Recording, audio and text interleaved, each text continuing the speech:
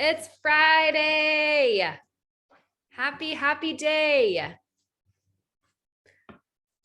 We got swabbed in the nose today.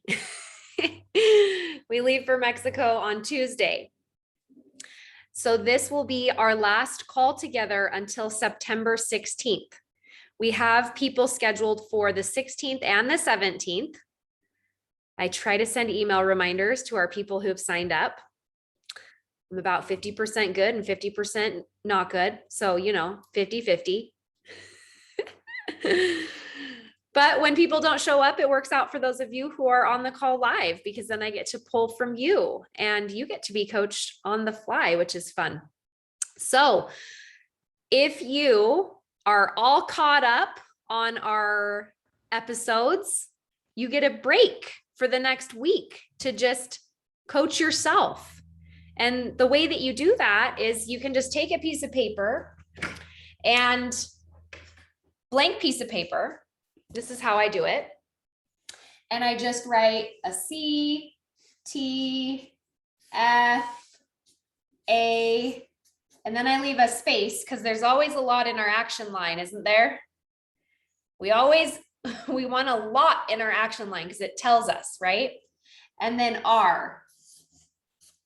And the reason why this is so useful is everything that you've absorbed for the last 2 months, right? 6 weeks or so.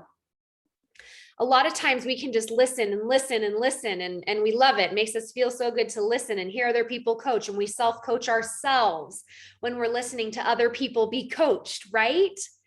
It's truly the best way to get coaching is to coach yourself as you listen to someone else be coached. And so what I want you to do for the next week and a half that we don't have daily calls because I'm on vacation is once a day, I challenge you to put a model do a thought model on one of your thoughts. And if you're like, oh my gosh, Emily, this is going to be like, I don't know what my thoughts are. I have no thoughts, because that's what happened to me. When I first started doing this, I was like, I don't know. I don't even know. My thoughts they're so dramatic. I'm so dramatic. I don't even have good thoughts to be coached on. So just if that happens to you, be like, oh yeah, that's totally normal. Emily said that's totally normal, right? And so then what you'll start doing is you'll start listening to your brain, and you'll like be walking around your house and you'll be like, oh, the room's so messy. I got a thought. And then you'll like go run and write it down. Like I just had when I first started doing this, I kept an open notebook sitting in my kitchen, sort of like how, like I used to, when I was like, this is years ago, when I was trying to get a scripture habit a little bit more part of my daily thing, I would leave my scriptures open on my kitchen counter so that every time I walked by, I'd be like, oh, it's so easy. Just read a couple of verses, turn the page, here we go. Right? And so with my thought coaching, I thought, okay, I want to coach myself once a day, at least once a day on one thought, right? And this daily practice of putting a thought into the model, circumstance, thoughts, feelings, actions, results, is going to make you just take this to a whole other level. And I know it's uncomfortable, but what if it's just fun too? It could totally be fun too, right? And then you can bring your thought models that you do, even if you only do one, but if you do 7, 8, 9, if you do like 12 of them, or 6 or 3, if you're doing one every day while we're apart, you are going to have some awesome stuff to bring to coaching at the end of September and through October, right? It's going to be so amazing. It'll be so fun. Okay. So I'm going to give you some tips on how to know which goes into what line so that you can practice, and just know that doesn't have to be perfect. And when I first started doing this for myself, I had like 4 pages of just thoughts. And I was like, I don't know how to fill in the rest, but I'm just going to write my thoughts down and I'll get to it later. So just know there's no rules really.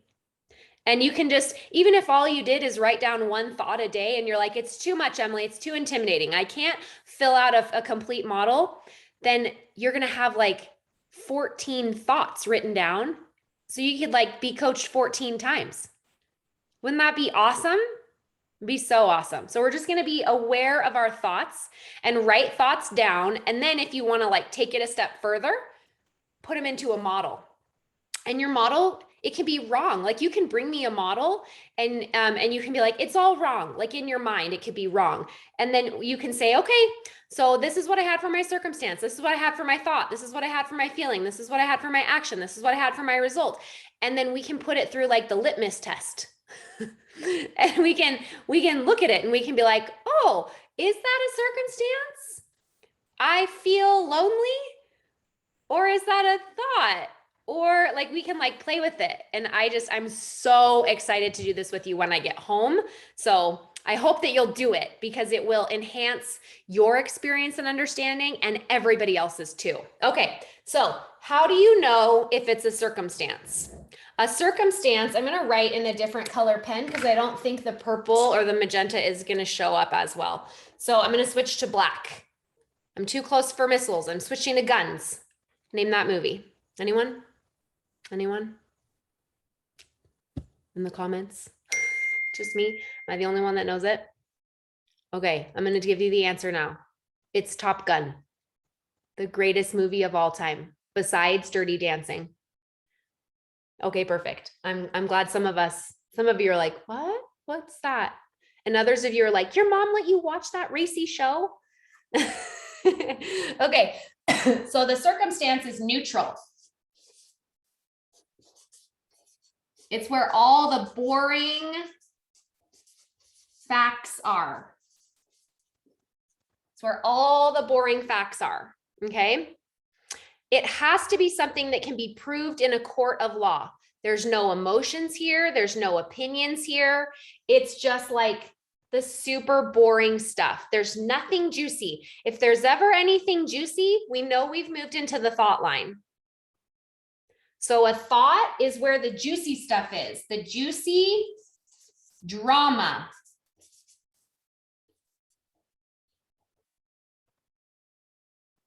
Now, there's one exception to this. If you have something that you encounter, for example, she said to me, I don't like your outfit, and it hurt my feelings. The circumstances, she said, in quotations, you would literally write, she said, and then put it in quotes, I don't like your outfit. So it's in quotes. So we can put what people say if we have the direct quote. We can put what people say in the circumstance line as long as we have the direct quote, okay? And we just say, she said, then we have to have the direct quote. And then our brain encounters it and has a thought. So your thought might be in that situation, it hurt my feelings. So that's what you'd put in your thought line, the juicy drama. It hurt my feelings. The only thing that cannot go in the thought line is a question. Sometimes when I first started, I was like, oh yeah, my thought is, what if everything falls apart? What if no one does my training? What if no one likes it? That's not the thought. That's a question. Let yourself answer the question, and that goes in the thought line. Because whatever question you ask yourself, your brain answers it with a thought. Does that make sense? Yes. Okay. So the thought is the juicy drama, what our brain tells us is happening. Then the feeling, it's a one-word emotion. One word emotion. Now you might be tempted to say something like, when you ask yourself, well, how am I feeling? Well, I'm just feeling like she shouldn't be doing this. That's a thought. She shouldn't be doing this is a thought. An emotion is a one-word emotion like sad, angry, overwhelmed, happy, excited, confident, indifferent. anxious, a one-word feeling. And if you're like, well, I'm feeling anxious and I'm feeling sad, then you ask yourself, which one is most intense? If I had to pick one, we want to just pick one emotion, right? And then the action is, what do I do? What am I doing or not doing? What am I doing or not doing? In parentheses, avoiding. And then a result, no one can be in our result line but ourselves. So the way to get the result line, and this was actually the most difficult thing for me to master, is it's an I statement. I fill in the blank. And it's always, if you're like, I don't know what it is, that's fine. You can just leave the R line blank. And then I can help you with it when you come to coaching again. That's okay. You don't have to know. Sometimes it takes me a couple of hours to figure out what my R line is. But the way that I always like to try is I look at the T line that said, she shouldn't have said that about me. My result is I'm thinking it about me. I'm not liking me. So it's something, an I statement about me that's literally a direct reflection of our thought line. It always appears in our result line, but it's something I hurt me, or I don't like me, something like that. Or I'm the one who is not getting something done, or something like that. Okay. Don't get too hung up on making this perfect. I know the type A overachievers are like, I have to get a perfect model. It's going to be done. And I'm going to be so frustrated. And then it'll be so fun, because then you can run a model on that. You can be like, in my action line, not getting the R line, or not getting the circumstance. And then you can run a model on that. And you're like, oh gosh, you lost me, Emily. I know, it's fine. You don't have to know anything. Just try and get those thoughts, and then listen to this back again. If it's something that you're like, no, this is cool. I want to start to figure this out, and then go easy on yourself. Okay. All right. So now you have that lesson. Now you're going to be able to sort of start this process of self-coaching yourself using the model. Or if you just cannot do the model and it's frustrating you, then just do a free write. Just write what you're going through. If something happens to you and you're like, oh my gosh, I'm so upset by this, and I just feel really sad, and then just write about it, and then bring it to coaching. It's going to be so amazing. I can't wait. Okay. First up today is going to be Brenda.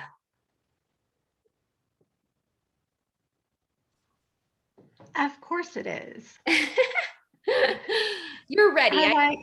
Don't be me. I'm only like 4 episodes in on the podcast, and I'm still learning. And of course you're like, Brenda. And I'm like, It's perfect, because you never have to come to coaching prepared. Never. I'm always going to do the heavy lifting for you. And you can always be rest assured that whatever it is you're dealing with, everyone else on the call is relating to you. It's magical. Okay. They're not going to be relating to this. I promise. We're ready. And you're going to say, pick one thing, but literally all 3 things are very intertwined. Okay. Brace your loins. I'm ready. I'm ready. All right. So it's plexus, marriage, and my health. And they're all literally intertwined. Okay. You ready? Ready. Been doing plexus 7.5 years. I have a crazy health testimony, which you probably might know about. And it made my business literally skyrocket. Nobody was doing health back in 2014. And then it blew up. And I went pretty fast, and I was well known. Also, I forgot to put in the disclaimer. I'm adopted. Adopted kids kind of come with abandonment issues automatically. Also, my therapist likes to call me the most self-aware person she's ever met. So, and with that health testimony, I was just getting tons and tons of people. Back in 2014, I was senior gold in 4 months. It was awesome. I hit Ruby by 2015. Like, it took me 9 months. I was like, great. And then the surgeries started. And since that time, I have had 13 surgeries in 7.5 years. And pretty much what happened is I've probably personally sponsored 200 people. I'm a red, almost tied with blue personality. Matthew Aaron. On which color code? Wait, I don't know what that question means. Is it like the color code? Does it have, do the colors have just 4 colors, red, yes, blue, green, and yellow? Yes. Or is it, so it's the one with the green in it? Yes. Or not the one with the white? No. Okay, so you're talking about the MLM color code. Yes. Yes. Yeah, that plexus, like Matthew Aaron pushed it out. So for people who don't know what that is, a red is someone that's motivated by power, control, money, achievement, very, all of that.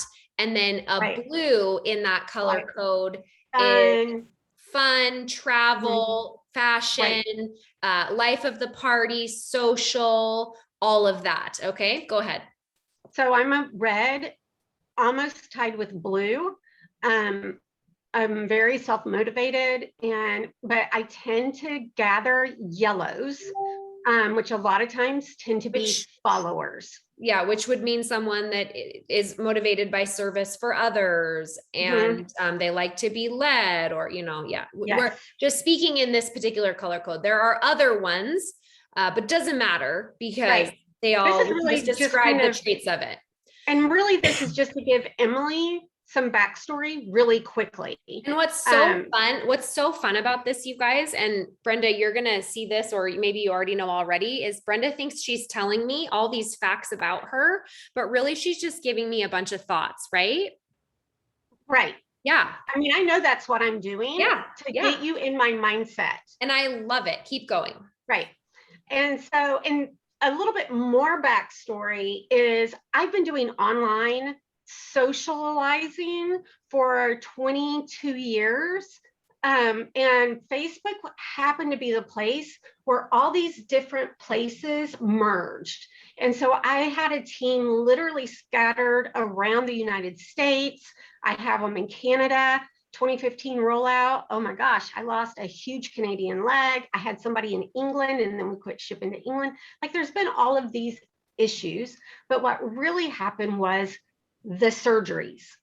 And without this red personality, with all these yellow personalities that have literally followed me from around the internet, and me being down constantly, surgery after surgery after surgery, and no one to pick up, and signing all of these hundreds of people, not once. People are always like, it's a numbers game. No, it's not. It's not. I've had maybe 2 runners. Nobody ever even got to gold. My cousin's wife quit because she didn't do the math right in the first iPad giveaway, and she was 5 cents short. It was her own fault, so she quit. And I was like, okay, bye. And so when the surgery started, I could not maintain. I've only ever really been a strong senior gold. The highest points I ever got were 528. And that was 2016. And in 2016, where my jaws were transplant. I have titanium jaws. And that's when the massive surgery started. First backstory. Second backstory. My husband and I do not combine bank accounts. And he's my third husband, also met him online. Kind of long story. Retired Master Sergeant Virgo, bunch of power play here. And he uses that. And when I started I used to be on disability. I am still on disability because of tax write-offs, but he uses that as a power play move. And when I started making income with Plexus, the power in the house shifted because for the first time, I actually had income. Well, as my business started to dwindle, the power shifted back because I needed to rely on him again. But now I had some bills because I started taking on credit card debt because everybody was like, oh my gosh, you're growing so fast. You'll be a diamond by the end of the year. And my trajectory at that time, I believe them. I also have a very heavy diamond upline, diamond, double diamond, double diamond. And I kind of get lost in the crowd because they have these massive teams. And then there you have, I'm not seeing abandonment issues. So here comes some more stuff. So we we already have like 100 thoughts and 100 models. I know. I am that person with 1,000 tabs open. What I'm sort of curious about is if you could get coaching on, like, if you would pay me, like, let's just say, if you were like, I'm about to pay you everything. if you're like, I'll pay you $1,000 to fix this one thing in my life. Okay. What would you say is the thing that's like the biggest contributor? Like, this is why all of this is a problem for me. I think the biggest thing is, like, I was listening to one, so I'm having to drive a lot because of the hand surgery. They canceled my surgery 5 days before. And so I switched to Brian and I'm on the road a lot now. So I started listening to the podcast while I'm driving. And you had talked to someone like, is it easier to quit the business? And like you said, give yourself compassion. And I'm in a place of despair. Hold on, I'm on pain meds and they dry out my mouth. I'm sorry. Oh, that's fine. I just told Sean to bring me a cough drop and water. So we're on the same page. Good. And I'm living literally for the last 19 months on a sofa due to the last 3 surgeries that I've had. And the spine injury, I can't put a laptop up. The hand surgery, I can barely swipe. The power play, I have to have the business succeed because at any moment, the stuff that's just happened this week, I told my therapist I'm ready for a cardboard box. You said I have to have, did you say I have to have the power play? Did you mean I have to make my business work? Is that my husband actually said the best thing that could happen to him was my business to fail. And that was 3 years ago. Okay. So I need to protect myself. I've even changed my audience. You put me in a stadium, my stadium is going to be different than your stadium. Yeah. So I changed my audience while I was stuck for 19 months on a sofa. But like going to Instagram, when I took momentum movement last year, I was like, I've never really tapped into Instagram, but it's also mentally exhausting and I've done online for 2 decades. I know how to make friends online. It's what I do. But it's also, I'm 52 now and I'm tired. So then you said, show yourself compassion. Okay, I got that. But then the next thing you said was something about the person quitting. And I thought, I can't, because people are sick. Not an option. I love all of the awareness that you have around what you're feeling and why you're feeling it, and all of these things that are happening in your life. And my therapist says I'm the most self-aware person she's ever met. There's lots of fun things that we can play with here. Pick one. The one that I think I really want to hone in on, that I feel like is probably going to be your $1,000 session. Okay. Right. Is the circumstance. My husband said the best thing that could happen to him is for my business to fail. Because of taxes. Mm-hmm. Yeah. That the other part was because of taxes. Yep. Because of taxes. Okay. Yeah, And- even though I write off thousands of dollars of taxes and Okay. we don't pay anything in Okay. until this So last year. her circumstance line is literally going to be written in, my husband said, and then in parentheses, we're going to write down exactly what he said. So my husband said the best thing that could happen to him is for my business to fail because of taxes. Well, Right. he didn't add the because of taxes until Oh. 3 years later. Okay. When my business started to fail, I said, We're you going should to take be that happy. part off then. Okay. Right. We're going to take that part off. So in parentheses, in quotations is the best thing that could happen to him is for my business to fail. Right. Okay. Yep. And Brenda, when he said that, what did you think? I thought, who would ever wish someone's dream to fail, much less someone that you love? And what's the answer to that question? I mean, a bully. I mean, he is a self-proclaimed bully, Okay. but that So was in high school. So the thought that we're going to put in there is he is a bully. Would that be accurate? Yes. He said that, and then you thought he is a bully. And then what feeling came up for you when you think he is a bully? What do you feel when you think he is a bully? What one word emotion do you feel? Acknowledgement. You feel acknowledgement when you think he is a bully? I mean, it's just, it's, there it is. Like, I want Of you to go, course. so there it is as a thought. I want you to go back to that moment where you remember, was it a face-to-face thing? He said Oh it. yeah, I was looking at cooking you. dinner. I'm cooking Okay, so dinner. I want you to go back to that moment where you were cooking dinner and he came up to you and he Mhm. said the words, the best Nope. thing that can happen to me is for your business to fail. So I'm kind of brainstorming out loud. I mean, And I have a then, dish called civil spaghetti. I'm talking, trying to brainstorm what I can do. and I'm then you like, had this thought, right. And he's like, well, the he best is thing a, that can he is a happen is, bully, and I right? was gut punched. And what emotion came up to you in that gut punch? What one word I would emotion? say it would be disbelief. Disbelief. Okay. And Even if he had the thought, he shouldn't have expressed that thought, because it's just this level of uncivilized towards a loved one.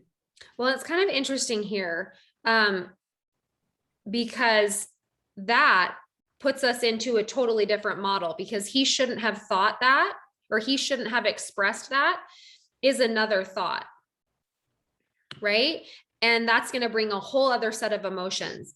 And anytime that we hear ourselves say, someone shouldn't have, or I shouldn't have, or someone says to us, you shouldn't have, what happens is anytime we use the word shouldn't, it automatically creates defensiveness. And then typically what happens is we mirror the same behavior of what we are seeing in front of us.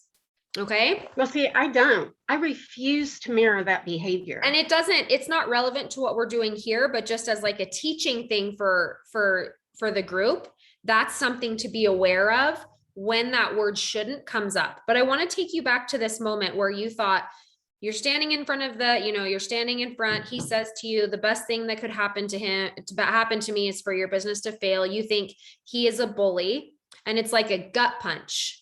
Yep. And your emotion is disbelief. Yep. And what did you do when you were feeling disbelief? I just told him, I can't believe you even said that, when you know what it means to me. Mm-hmm. So, and I left the room. Okay, left the room.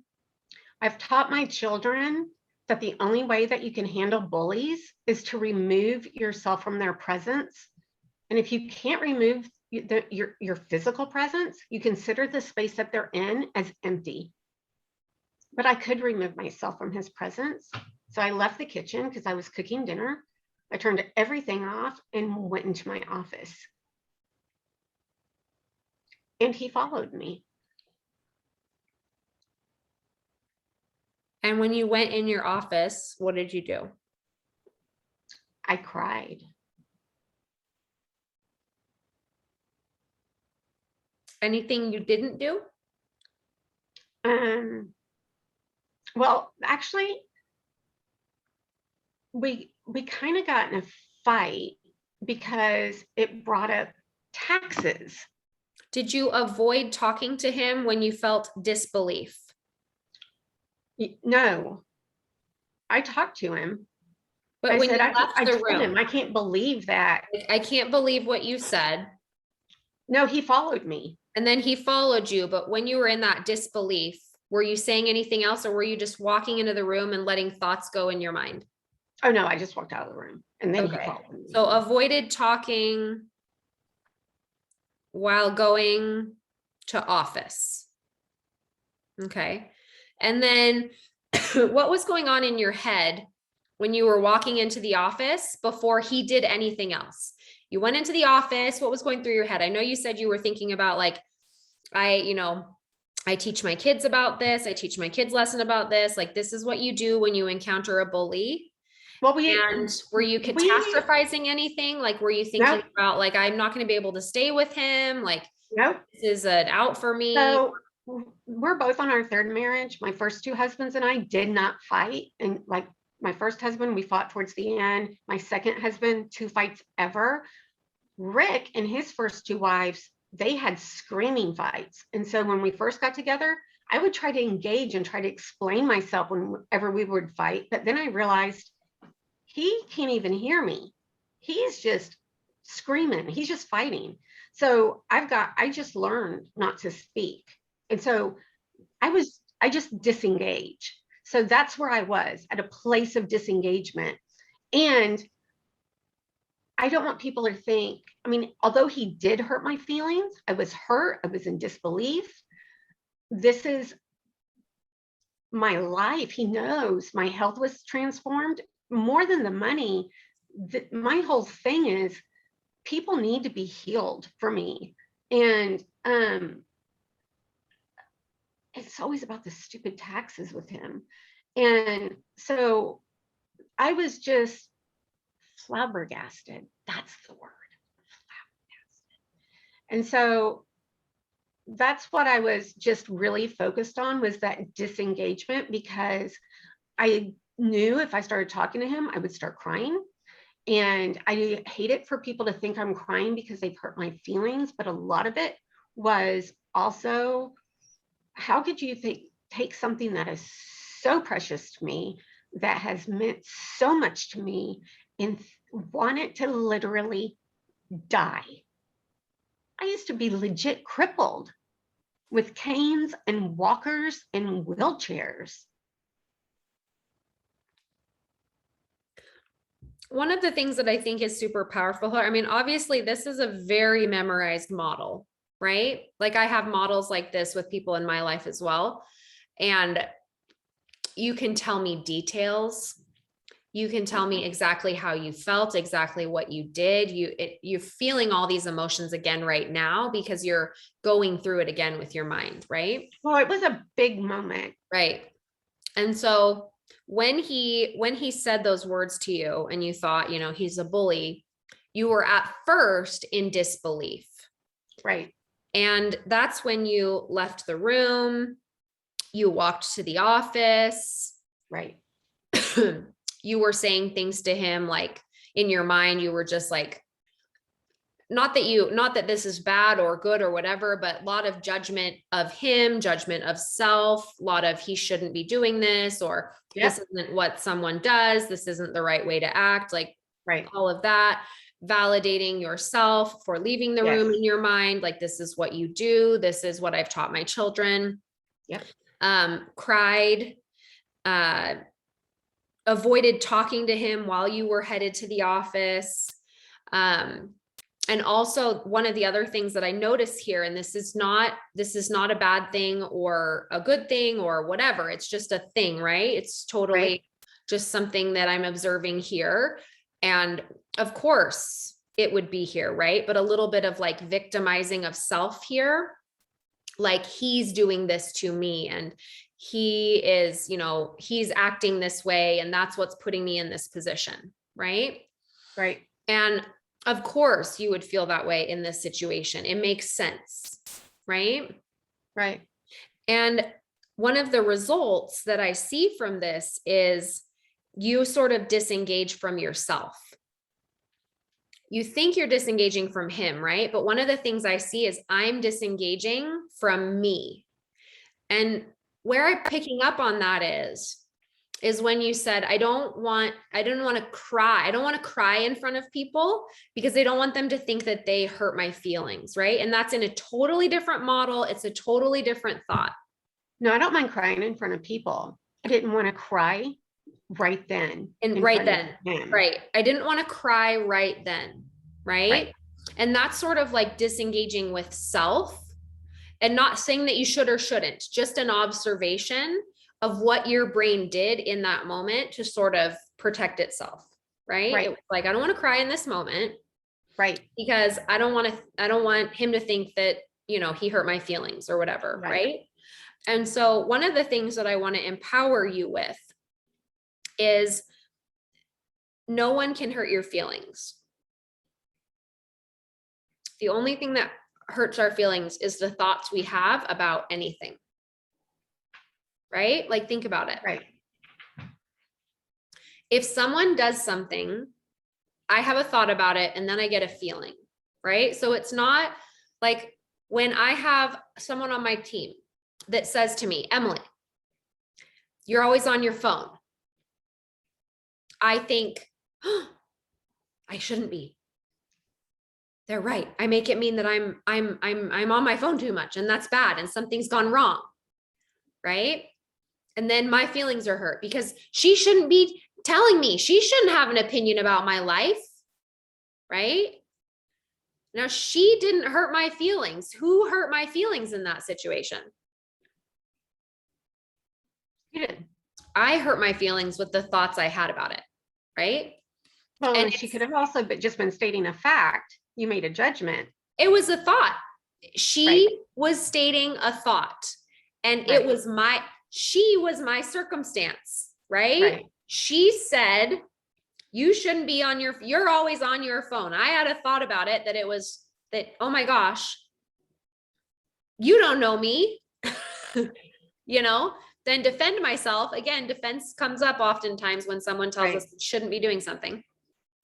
And then defend myself, tell her how she doesn't know anything about me and and that hurt my feelings, but really she's just my circumstance and I hurt my own feelings with my thoughts, right? And oftentimes this is a really difficult concept for me to even make peace with and have awareness of, because I would much rather sit and be the victim of when someone picks on me, right? I want to be like, she hurt my feelings. She shouldn't have said that. She doesn't know me. That's so much easier to process, right? Right. But instead, when we sit and we just allow ourselves to feel an emotion, for example, feeling disbelief and crying from disbelief, and being in that moment of where is disbelief in my body. Like when you felt disbelief, you mentioned a gut punch. Where did you feel disbelief in your body? It was just like a gut punch, my gut. So in your stomach. Like a breathlessness. Yeah. Just a gut punch. It was a breathlessness. Yeah, a breathlessness in the stomach or gut. Right. Was it fast or slow? Fast. And what color was it? Like a sucker punch. Okay. And what color was it? Smoky gray. Smoky gray. She knows it so well. I've been listening to the podcast, honey. She knows it so well, right? We have these memorized models of events that have happened in our life. I mean, I have so many. We all do, right? Like there we go, being human again. There our brain goes, making sense of what happened and why we felt that way and fixing it. But the only result that comes when we think he is a bully is possibly I'm disengaging from me and what I'm feeling in that moment. And it makes sense, right? Because we're trying to protect ourselves. I'm not going to engage in it. Well, Right. and then I ended up having to engage in it. Right. To basically defend myself. Well, he wanted to try to explain himself, but there's no explaining that. Right. But then I tried to work harder. Do you notice that you're disengaging from yourself here a little bit? No. When you think about that moment, and I know that it when he walked in again, that other things happened after that, right? And it can be hard to process a feeling when new things are coming up and talking, right? Well, walking into my office made it worse, because then there's the picture of my kids who at the time were high schoolers and young 20s. And there's my why staring at me, you know? So you're walking into a new set of triggers, and there's that whole, well, there's my why, you know, right in my face. And that's when I started crying. So my head's down when he comes walking in, and I'm like, I have the right to not be near you. And that's when the fight started. Right. And it's like wanting to place a boundary there to have some space, right? Right. Breathing space, because I just got sucker punched with dark, smoky gray. Right. And so some of the things that I think would be super powerful here is, do you want to keep having this exchange with him when you think he's a bully? No. But so now we're to the point of no exchanges. Mm-hmm. And what do you think about that? Well, it's very recently. In fact, today was the first time ever at lunch. We're talking this week. We used to watch after dinner. We would go and watch some series. And then he decided he didn't like the series we were watching. So he's gotten on his headset. My headset, thank you. Those are my $100 Beats. And then I didn't realize it at first. Like, it took me 2 episodes before I realized he's not even watching the same thing. He's on his laptop watching YouTube. And then today at lunch, he comes home for lunch, and every day I pick up my stuff. I was listening to your podcast. I turn it on pause, pick up my stuff to go to the kitchen table and go to the bathroom, come back, and I can't find him. He's in the living room sitting down watching YouTube. For 7 years, he comes home for lunch and we sit at the table and talk while he's home for lunch until today. And what are you making that mean? Something this week has changed drastically. Right. I'm going to find out what that is. And your brain is neurologically hardwired to find an efficient story as fast as possible to give resolution for it. And one of the things that I notice in myself when I do this is a lot of times, well, and it's a true thing that happens in our brain, is whether or not we find the right answer, we will be positively rewarded with a hit of dopamine with whatever answer we find, even if it's not true. And in that process, sometimes we hurt ourselves unnecessarily. My problem, we don't know yet because you haven't gone down that road yet, right? Well, my problem with this is some other behavior, such as the whole, his head's here, my head's here watching TV, and his phone's like this. And whenever I go to shift my pillow, it becomes this. And I have abandonment issues. And honey, if you're getting ready to abandon me, I'm going to abandon you first. And I don't have my business at top notch. So when I say all of this is because of my health, it's all intertwined. Pick a problem, they are literally all intertwined. When you And I know I'm jumping into your little intro says, do you need a life coach? I'm like, yes. yes. Yeah. Well, and there's so many things, there's so many things that we can work on here, right? And one of the things that I think is super powerful for you is number one, having the desire for change, right? Like you're like, I see this as a problem. I don't want to live this way anymore, right? Cardboard box. Yeah. You're like, I'm out no matter what, right? And sometimes, you know, our brain will think, I'll just change the circumstance. I'll just go live in the cardboard box and that will free me of this. But the problem is we just take our brain everywhere with us that we go. So we keep all of the hurt and the thoughts and we take them with us. And so being able to sit and to look at, you know, when you think the thought, he is a bully, what does that mean about you that he's a bully? The biggest problem was the first time I allowed the behavior. And the second problem was the behavior you allow is the behavior that continues. So you're making it mean I'm allowing it? I did. Now I don't. And now that I don't, the behavior has changed, but it hasn't changed in the way that it should have. No, I wish I could control people too. Yeah. Make it, in my mind, I have this belief that if I could control people, it would make it so much easier. It would make it easier, but that's it would have at least made it, it would have right? been nice if it had made an improvement. Yeah. It would be nice if people would have wanted to improve themselves, but not everybody wants to improve themselves. Right. Which you and I both know really well. Right. And so if we can't smoking, I quit Diet Coke. I lost 100 actual pounds. It's amazing. And it's like, all I want you to do is not be a jerk.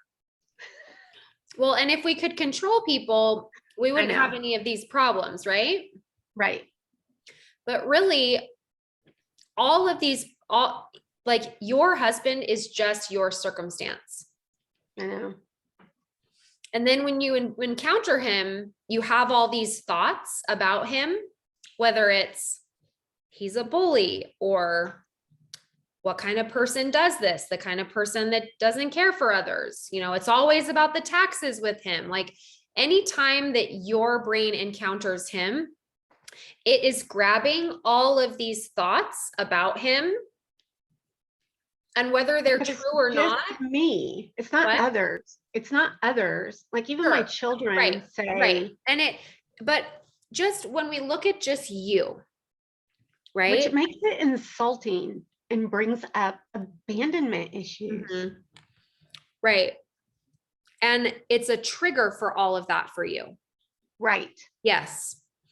And when you have a situation like this where you think, you know, he's going to leave me. No, he's not. I'm going to leave him before he leaves me.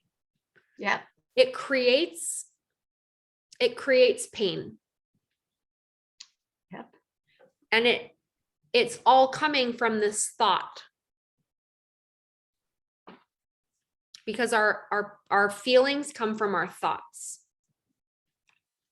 And so what I love to do in this situation, like, let's grab this thought of, I'm not going to leave you, or you're not going to leave me. I'm going to leave you first, like that, you know, he's not going to leave me. Why does this thought even hurt? That's a great question. Because I have found my birth mother. Okay. She was in horrible circumstances. Yeah. So why does this even hurt? What's the answer to that? And I had amazing parents. Right. So your brain's like, yeah, so this shouldn't hurt. Why does it hurt though? It hurts because I think. I didn't find her for years. And it has to just be conditioned to hurt out of habit. Mhm. Because it took me like 33 years in tricking the state of Texas to find her.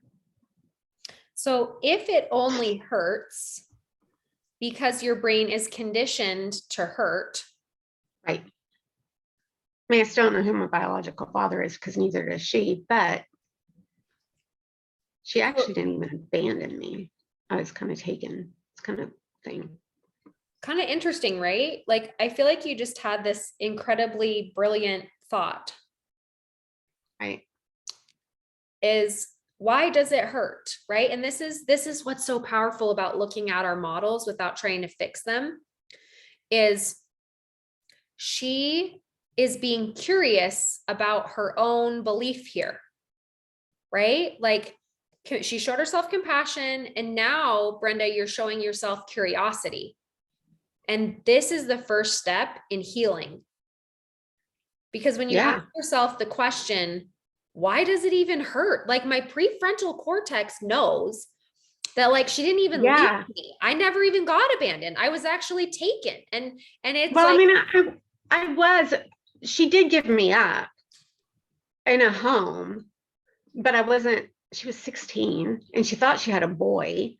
And I mean, there was things going on. There were other things that you have found out that your brain, like, yeah, we tell ourselves that we're abandoned, but really, I was conditioned to feel abandoned for 33 years. Well, and so it's a conditioned response to start crying that I'm this abandoned, orphaned kid. And as soon as I realized I wasn't actually abandoned, in fact, Beverly said she wouldn't have even given me up for adoption if she realized she had a girl. Thank God she gave me up for adoption.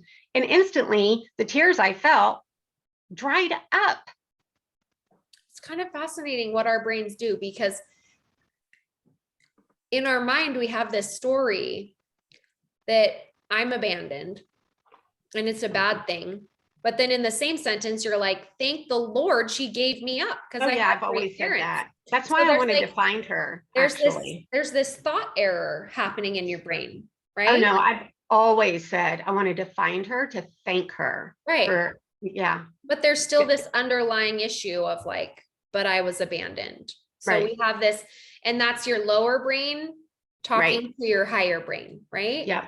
And what I want to ask you here, and then I'm going to give you, a week or two to think about some of this stuff, because there's a lot to unpack here. And it's going to think my butt doesn't hurt for the last 7 years that I never hit emerald yet. It's gonna take time to heal from it, right? I was coming up with Timmy and Christy, and then they kept going, and I'm still down here barely hanging on to senior gold. But I'm thankful to be at senior gold because I could be starting at, senior silver. We're gonna put that in a thought model next time. Okay. But for this time, if you said that I've been conditioned to hurt, is it possible that you could condition your brain to not hurt in the same situation? If it could be done, is it? I just did it. I just literally had tears stop welling up in my eyes. It was the strangest sensation I've ever had in my life. And so if it's possible that it can be conditioned to hurt, then it's possible that you could condition your brain to think other thoughts and believe other thoughts about yourself moving forward. Yes, I actually believe all of that. That's where you take all your power back. I actually believe I have a lot of power, but between my health and my home and my business, I am bogged down in despair because my health is taking all of my energy right now. And every time that we and this is, yes, all of those things are true to your experience. 1000%. Spine surgery to hand surgery was 6.5 weeks difference. Yes. And so with the medical issues that are outside of your control, right? One thing that is within your control, every time that you have this thought, he is a bully, and that's why I'm in this position that I'm in. What's happening is you're giving all of your power away to him in that moment. Even though you're an incredibly powerful woman. Well, I've always actually known that since my first day of kindergarten. Yes. We won't mention that it was bringing a boy home from school and asking if he can spend the night. That's beside the point. Yeah.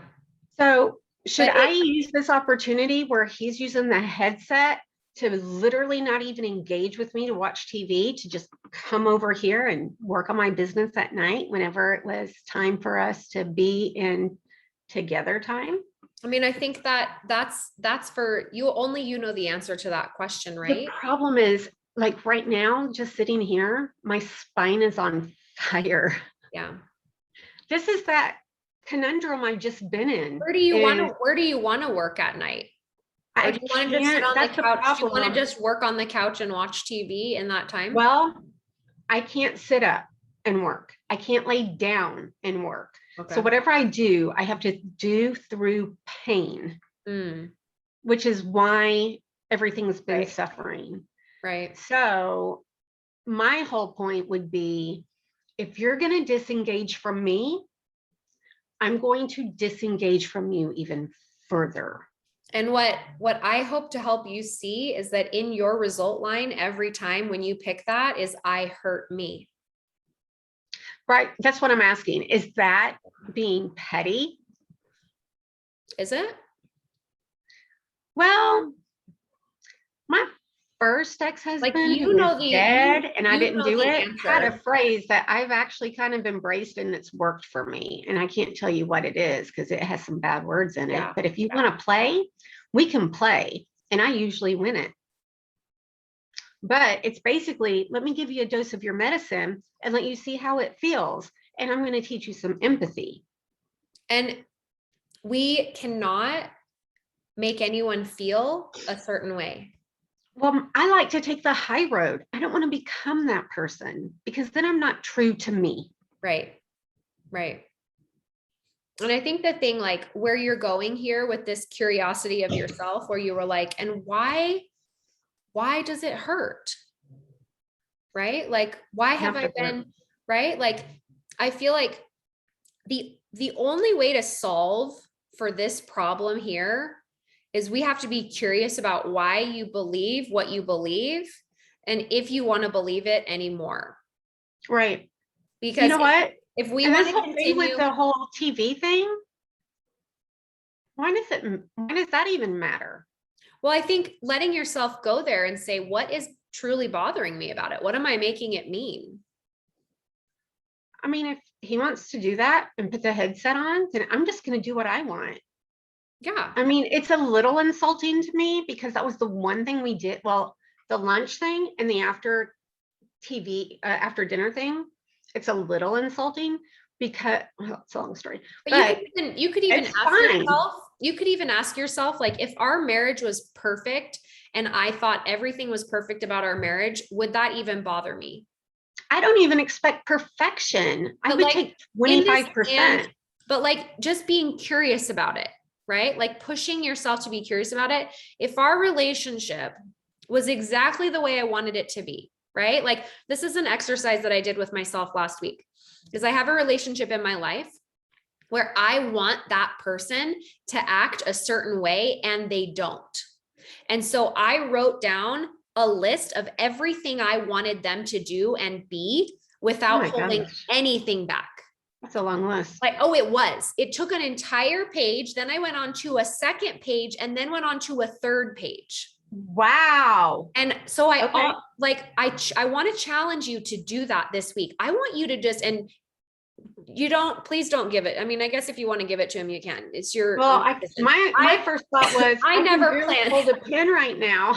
I have no intention to give this list to anyone or to show it to anyone, right? Right. It was just for you. The reason of doing this list is for you to write down exactly how you think he should behave and why. And then after you do that, having a conversation with yourself about, if he did all those things, how would I feel? And my guess is you're probably going to feel pretty content and in control. No, my first thought was smothered. Smothered. Interesting. So interesting. I had a husband that was extremely attentive. So let's just start there with this. I have these notes. Next time I coach you, we can pull it back up, because we know we're going to work on this model for some time here. We don't know how long it's going to take to work through it, but there's some really solidified beliefs here. And it's just you and your humanness. I mean, the biggest thing for me today was the abandonment thing. That was huge. Yes. Huge. Yeah. And also that has defined me for 50 years. Right. And it probably is going to define you until we stop believing that you're abandoned. Well, I think today was just a kick in the front door right there. Aha moment. Yeah. Right. And just remember, when we say things like, my business can't be successful because of him, or if he were just, and again, I say this with all extreme sensitivity, because this is not, I'm just offering these as like things we can do in our mind. Right. But no, I can't work because my back hurts. Like, yes, it's a fact. You have these medical issues, they hurt, whatever. But when we choose the thought, because of this, I can't, we give all of our power away to that thing outside of us. Right. And then in our action line, sorry, it's my cough. I'm not laughing. Just a second. Let me put another one in. Quit laughing at me, Emily. Then when we, you know me, then when we choose that, we get feelings that we take action from that do not serve us, that result in us giving our power away and not having our own power. And so having the awareness that that is what's happening here, so that you can be like, I don't want to believe that anymore. When he says those words to me, instead of picking the thought he's a bully, I can think, so what? Right. So what am I? I mean, if he doesn't have any power over me, then what does it matter if he's a bully? Well, and we just have to get to that place where we just have to be curious around that. And so where I'd like you to start, or where I think it would be useful to start, is write down exactly, and we call this the manual. We all have manuals for ourselves, for others. And even if you wrote out this list and handed it to him, which I wouldn't recommend, but even if you did, he still couldn't perfectly live it.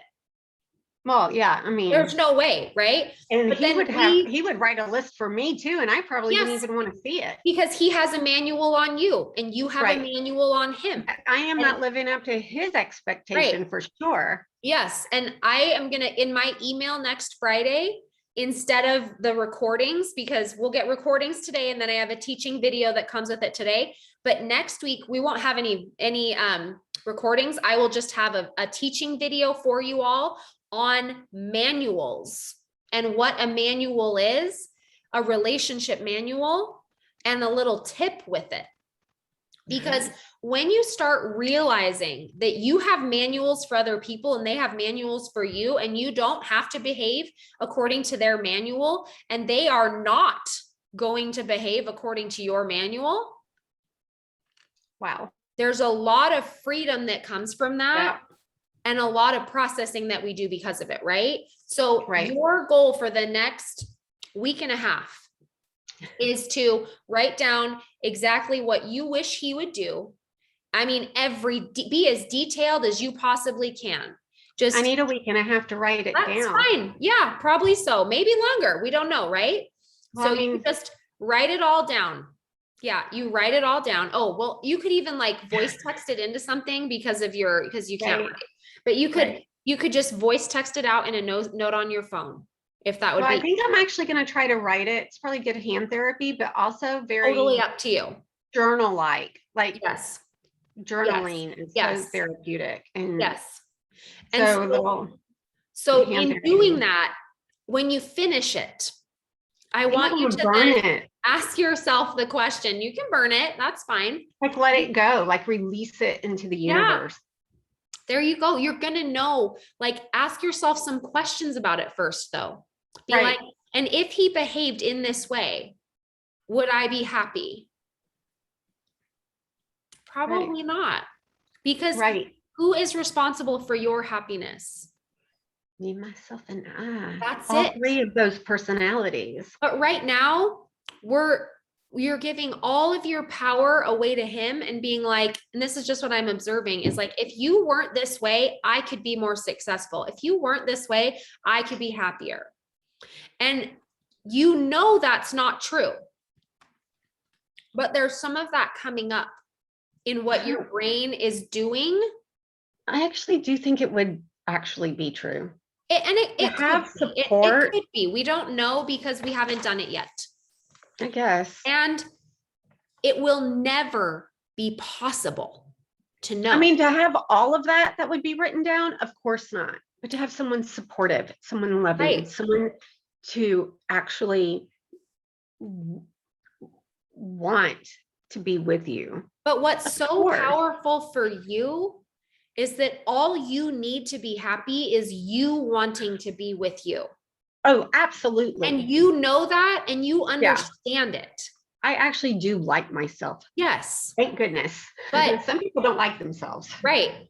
But one of the thoughts that I always say to people like this in my life, in my head, is I can't stand my thoughts when I'm around you.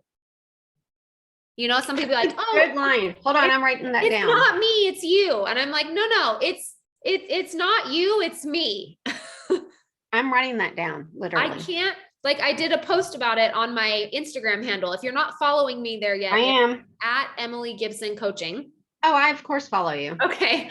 And I did a post on it of it's not, I can't stand my thoughts when I'm around you, because that's all it is. Like, you like yourself when you're not around him, but when you're around him, there's all this discord, and it's because of the thoughts that are going on in your mind. And I'm not saying you should or shouldn't have these thoughts when you're around him, but beginning to question yourself. Do I want to believe this when I'm around him? Do I want to think this when I'm around him? Because when I do, this is the experience it's creating for me. And in my result, it's I give my power away, or I'm not connecting with myself, or I'm not happy, or I hurt me. Right. And so that's where you take all your power back, is in your thoughts. And there's no, and something that that my coach pointed out for me this last week is that what I do then is I say, yeah, and it shouldn't be taking me this long to get through this. And it's just not useful to then beat ourselves up about how long it's taking us to do it. It actually takes us longer to get through it if we tell ourselves this shouldn't be taking so long. Like, I'm smarter than this. Why can't I, like, why is it still bothering me? Right? So thank you for sharing today, Brenda. A lot of people are going to benefit from your vulnerability here. Well, and a lot of people don't even see it, even though I've got a big Plexus following, because we only show our highlight reel.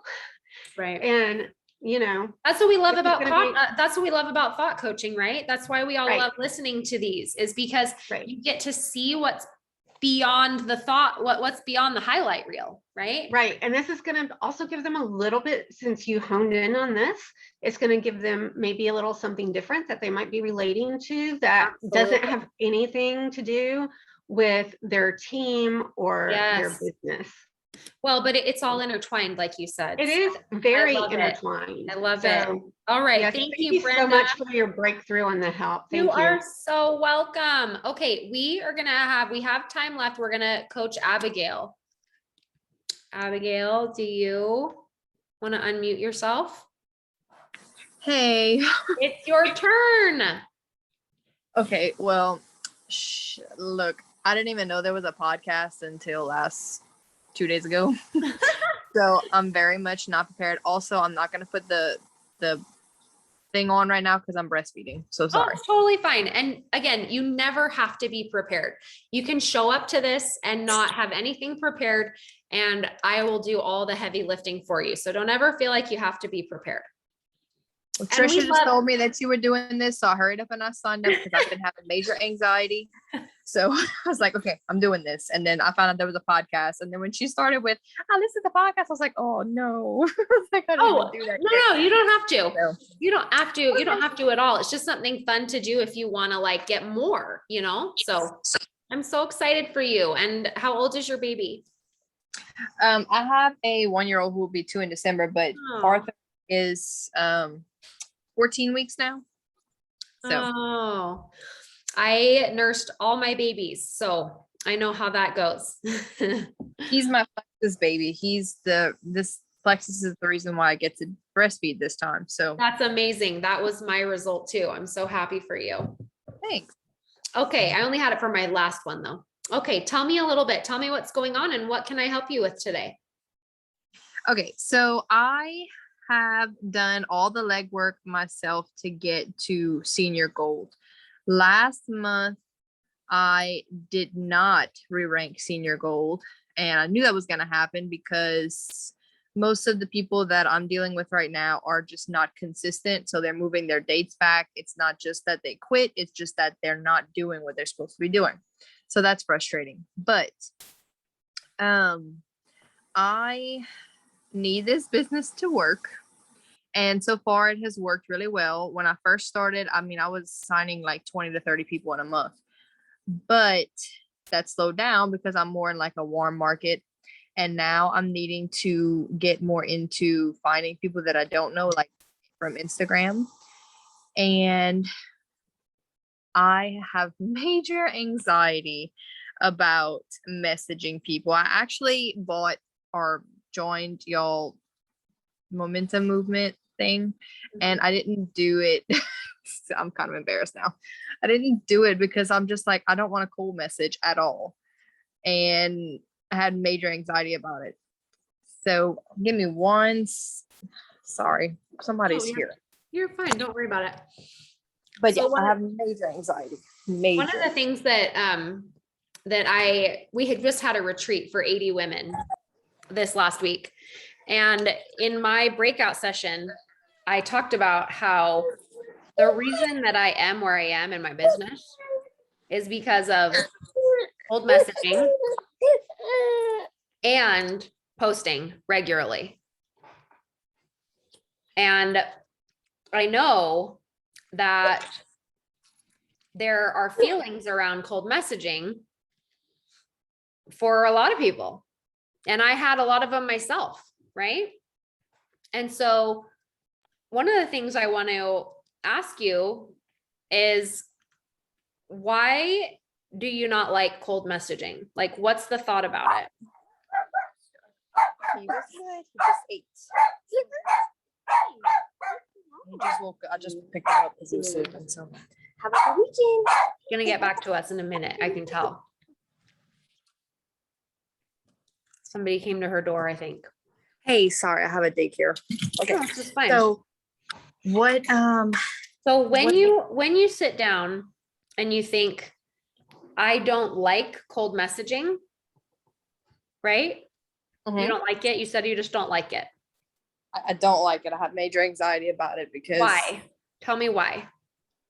I guess it stems from there's so much negativity towards it and MLMs and in general. I know I don't even like know these people that I would be, well, I started off by doing it to a few people that I know, didn't get good results with that. And I'm just like, I don't know these people. So it's like, who are you to come in here and just like randomly message me? And I try to build relationships first, but the thing is, a lot of people, like, they're not consistent, like especially on Instagram. And I I just find like I just don't know them well enough to be able to ask them those types of things, I guess is the best way to explain it. Okay. So when you think, and I'm taking a few extra steps today, you guys, because I want you to see how I build a model so that when you start working on this over the next week and a half while I'm gone, you can sort of see what the circumstance is, what the thought is that I'm grabbing, so that when you do it for yourself, you can have a little bit more awareness there. So her circumstances, cold messaging, right? Like it's neutral. Cold messaging, sending direct messages. The reason that I know it's neutral is because when I think about it, like I have different thoughts, she has different thoughts, but it's still just there. It's boring. Cold messaging. It's boring. There's no juicy details. It's just cold messaging. And then she has this thought about it. I don't know them well enough to message them. Is that accurate? Yes. Okay. And when you think, I don't know them well enough to message them, what do you feel? A one-word emotion. Fear, I guess. Fear. And when you feel fear, when you think, I don't know them well enough to message them, what do you do next? Nothing. And what does nothing look like for you? Well, okay, it's not nothing in the sense that I do absolutely nothing. I just basically keep doing what I do every day. I talk about stuff in my stories on Instagram. I'll post, but I don't cold message. So you'll do a post, you'll do some stories, you avoid messaging them altogether, or not always. There's a few people that I have just consistently been trying to build relationships with, and I have like tried out the whole cold messaging thing with someone that I built a good relationship with, and it just didn't work out. So that was just like, oh, nope. So you avoid messaging them about your product. Yeah, like basically, like I don't want to sound salesy because that's not even most of the time whenever I'm talking to them, it's not even just to get a sale or get an ambassador or whatever. It's really because I see stuff like this one particular person. She literally lives on Monster and Starbucks, and she's always complaining about how she's tired. So basically, it's because I want to help, but I don't want them to be like, oh, you're just talking to me because you want to make a sale type thing. Aren't you? No, not really. Not all the time. Because I know I'm selling something, and when I message someone about it, I'm literally messaging them just to make a sale. I don't do that all the time. I'm going to say it that way. I guess I do want to make a sale, but. And what's wrong with that? Nothing really. I just don't want them to think that's the only reason, because why would that be a problem? Because I don't know these people. So what? There's like judgment there that I don't want to happen. I don't know. So we worry about judgment of others here as well. Yes? Yes. Yeah, there you go, being human again, right? Yes. Yeah, we all do this. We all do this. And everyone that's listening to this, they're like, oh, me too. And the questions that I'm asking you are not they're not rhetorical. Because when we stop and we slow down what our brain is actually doing, and we find the answer as to why we really don't know them well enough to message them, we can see that when we pick that thought, I don't know them well enough to message them, I have fear. And from fear, I do stories, I post, I avoid messaging them about my product. I'm so sorry that my dog is barking, you guys. And I don't think Sean is here. So we're just gonna have to listen to Cosette bark. She's gonna have her debut on the podcast. She's all good. But when we do stories and we post and we avoid messaging and we avoid messaging about our product and we worry about what they're gonna think about us. Cosette, come. and we worry about these things, what happens is I don't show up as me.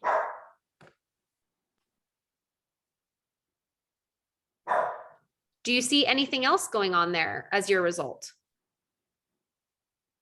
No, like, okay, wait, what do you mean by show up as me? So when I Because asked I feel you, like I show up a good bit. It's just I don't yes, want to lead with a salesy question type thing. and why not? I guess it stems back from the judgment that people get from LMs. That's what it keeps coming back to in my head. It's because everybody really judges them and like they don't work. And like I had a situation yesterday where I kind of shared a little bit of one of my trainer posted a before and after, and I had somebody message me and be like, oh, so you talk about these products all the time and you're talking about healing and weight loss with these products, but all you're doing is camp. You're not doing anything. You're just lying to people. And I'm like, no, you don't know my story. So no, but. And what if they're right about all of that? So, but I mean, they're not. So. One of the thoughts that I love to grab for myself in those situations is it's okay for them to be wrong about me.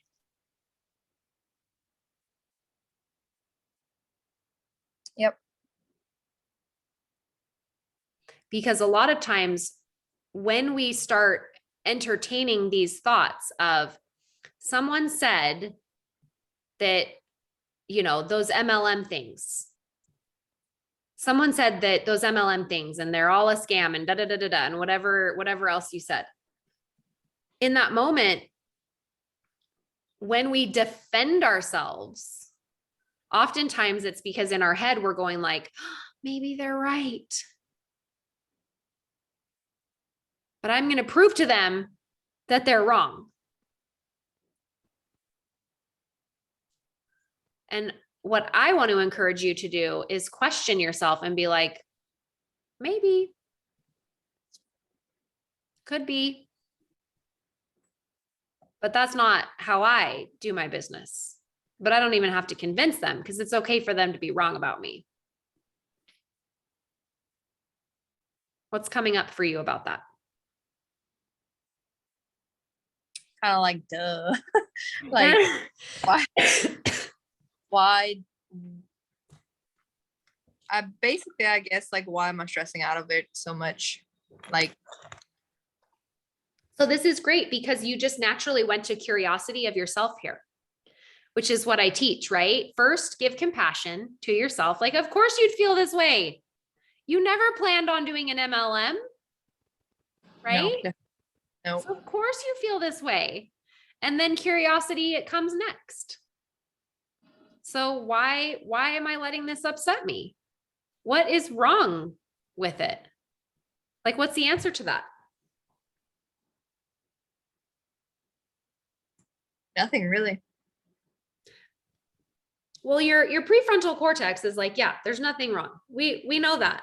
But like, what's wrong with it? If they're right, what does it mean about you if all those things are true and you are a network marketer and all those things that they think? Well, they're not right about most of it, but even if like just the network marketing part, like, so what? Like, okay, this is what I do. You work in a job, you literally have a CEO over you.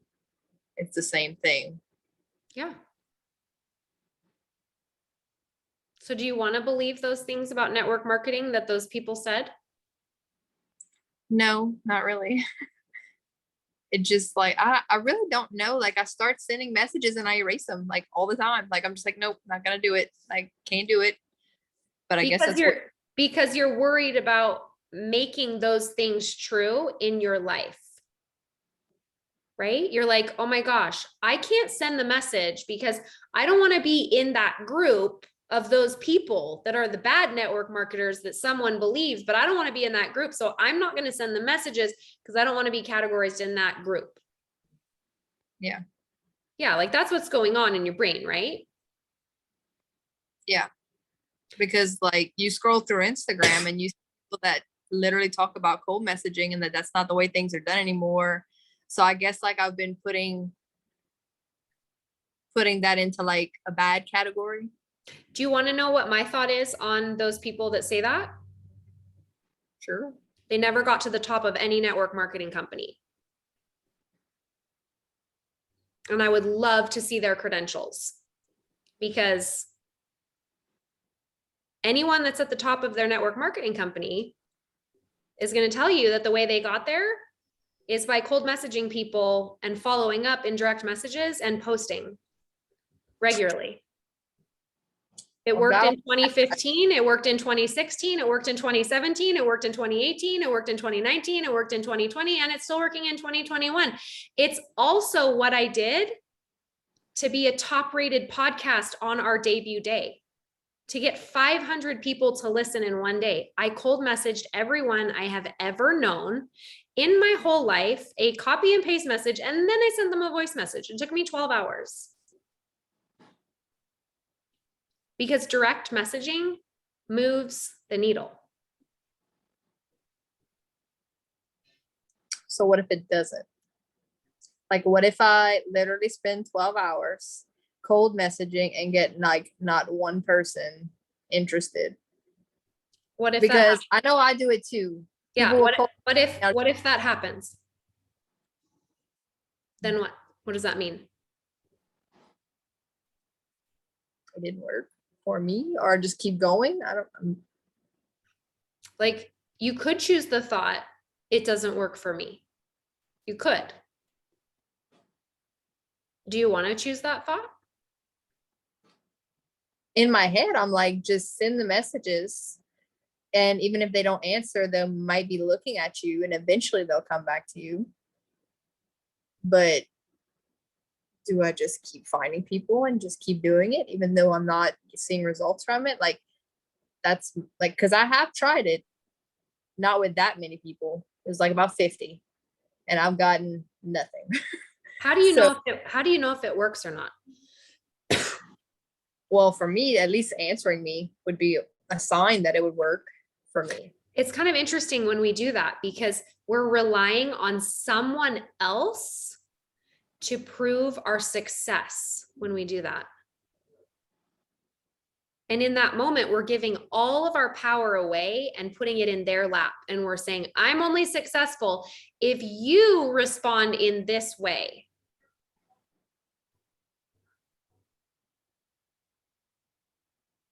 Yeah. Basically, that's what I do. Just being human. There you go again. Is it possible that success is measured in other ways? Well, yeah. How so? Well, I guess one of those ways would be like me just doing the thing in general that I didn't want to do, and knowing that I did it, that's success, even if I don't see what I want to see from it right away. Have you heard me talk about learning to ride a unicycle before? Yeah, at the beginning of the momentum movement that I did not finish. It's okay. I feel so embarrassed. It's okay. Like literally just had all the anxiety in the world, just like shoot, didn't do it. It's okay.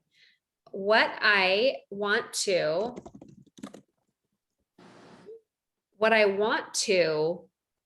offer to you is that if I told you it was going to take 12 hours to learn to ride a unicycle, just 12 hours, then every single hour and minute up to that 12 hours is a failure. Is it not? Yeah, until you learn how to do it. Right. So when you ask yourself this question, like, what if I spend all day sending messages and I don't get any result? And I just keep doing it till I can get the result I want. Kind of interesting here. Let me share an example.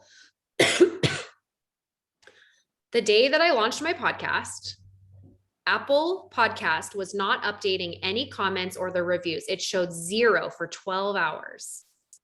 0.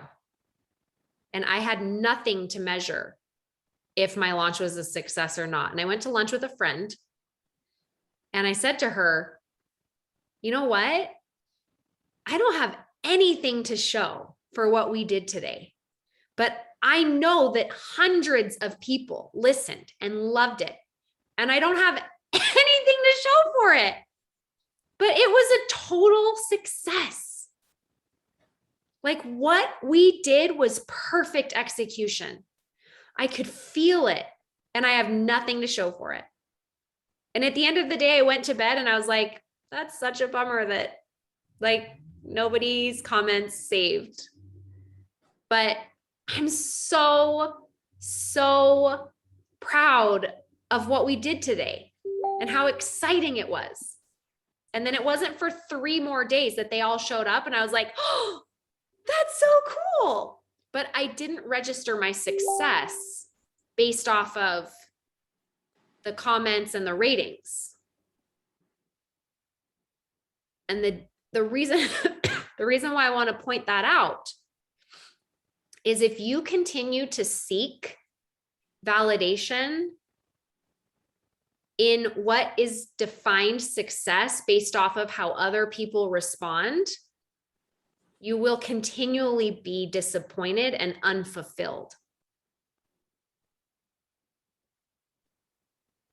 Yep, it's true. And I'm not saying you don't need to see results because I get it. We need to see enrollments. We need to see people responding.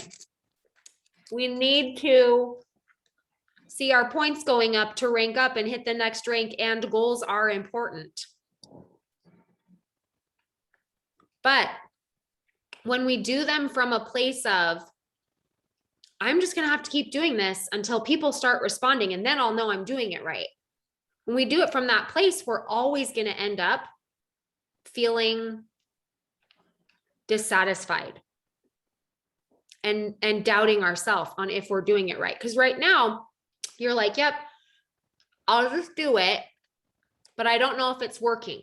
So I'll just keep going, but I'm doubting myself the whole time. And when you're doubting yourself the whole time, my guess is that you're not going to be able to stick with it very long because your brain is programmed to conserve energy, avoid discomfort, and seek pleasure. And it's going to be like, oh, this sucks. I'm out. I'm just going to go do my stories and post and all the other things that give me a dopamine hit and feel much better in the moment. And it's not even that you're necessarily buffering, like you're getting all of your work done, right? But yep, when you're avoiding sending messages because you're not sure if it's going to work or not, or because you don't know them well enough to message, your result is, I judge me.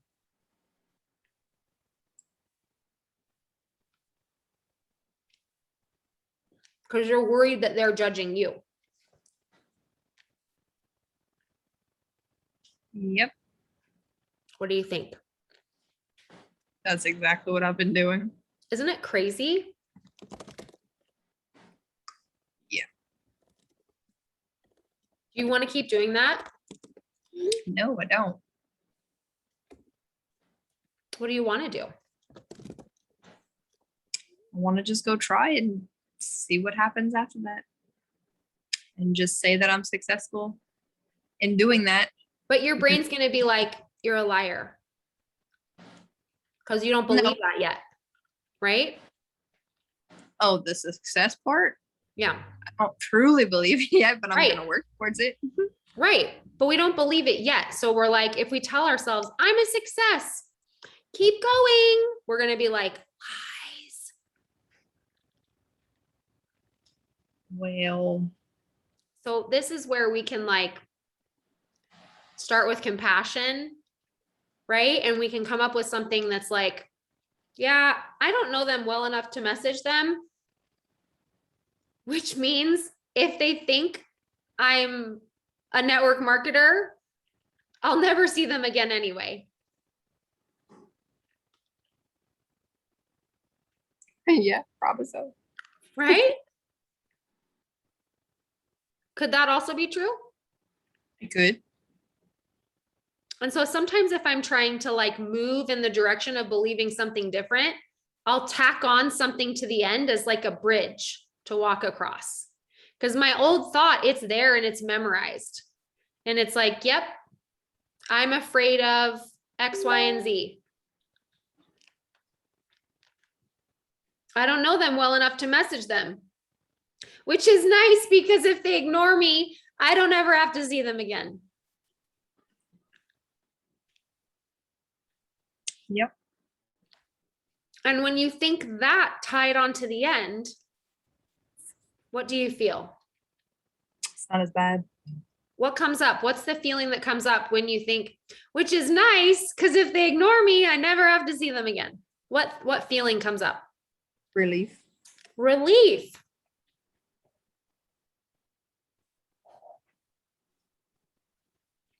And from relief, we might be able to be like, might send the wrong message, might send the right message. I know my intentions. Either way.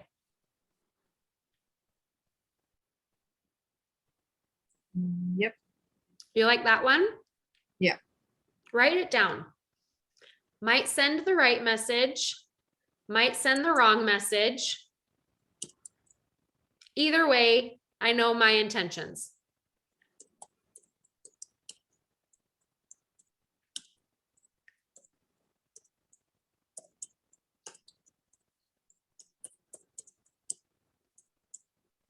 And then also noticing here that your brain is having like some pretty intense black and white thinking.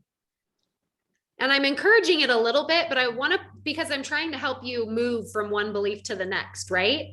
But black and white thinking is like when there's a right or a wrong. Yep. And it feels so heavy. It's like, oh my gosh, there's like there's some paralysis here happening for you. And some catastrophizing. It's like, oh my gosh, if I send the wrong message, then this will happen and I'll never get ahead. But right now you're not getting ahead anyway. Just staying in that little circle. Right. Judging yourself for something that someone else believes that you really don't believe, but you sort of are believing and feeding into. And it's like, oh my gosh, why do I do this? Because I'm human. So when your brain says that, like, why are we thinking this? Be like, oh, there I go, being human again. Another thing I like to say to myself is, look at the silly things my brain thinks about my life. Look at what I do. Look what I did there.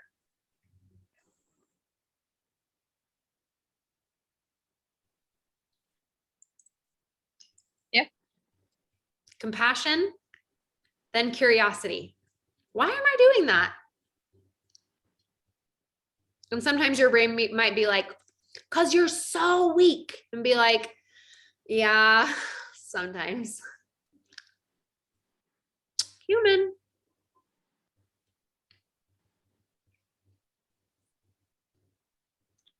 All right. Well, I'm going to do it. I know it. But I'm going to do it. But when we do it from a place of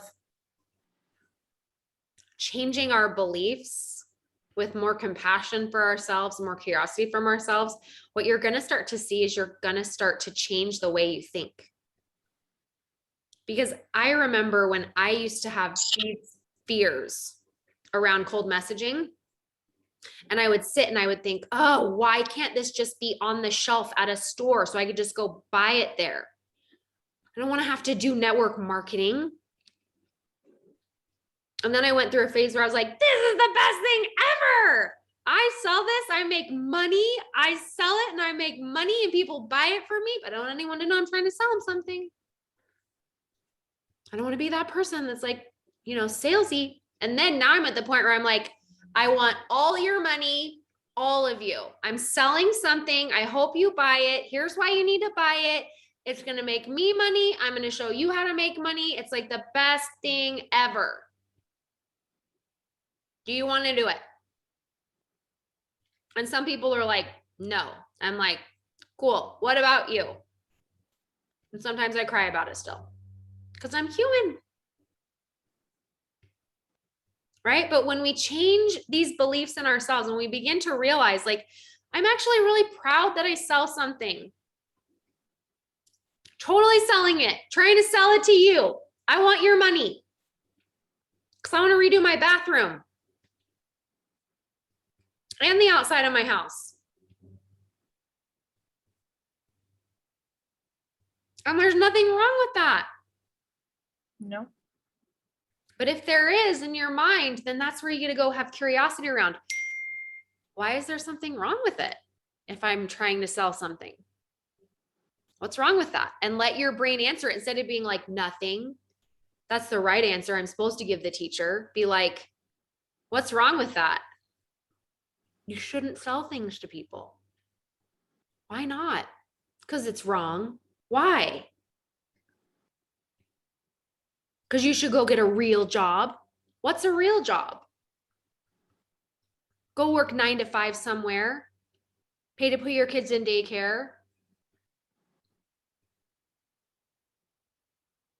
Well, that doesn't make any sense. I actually really like being at home with my dog in my office, in my workout clothes.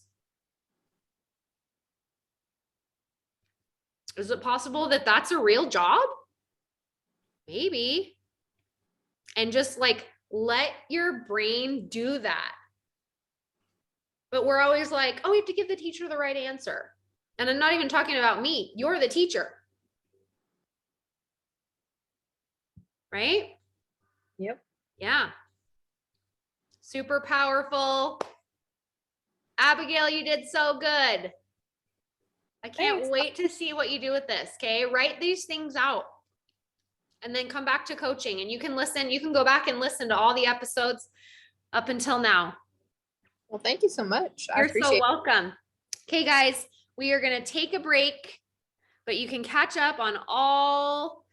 I think today's the 15th episode. It'll go up on the podcast today. And then I'll be back on the 16th and 17th of September. You'll get an email from me this Friday, and with a teaching message on models. You'll get one today, and then you'll get one next Friday with a teaching lesson on models. Every Friday has a Feel It Friday teaching lesson along with all the recordings from the week. But next Friday, there won't be recordings because I'll have been in Mexico. So I have a pre-scheduled message on models for next week's email. Then the week after, we'll have two recordings with another message. All right. Love doing this with you. Cannot wait to see you do your models. Put your thoughts into a model if you can. If you can't, just write down your thoughts. Be aware of your thoughts. Start there. If you want to start putting it into a model, watch or listen to the replay of this where I teach about how to know what goes into each line of the model. Share the podcast with someone who could benefit from this. I hope you will, because I know that this is going to change not only your life, but anyone's life that you bring it to. Bye, guys.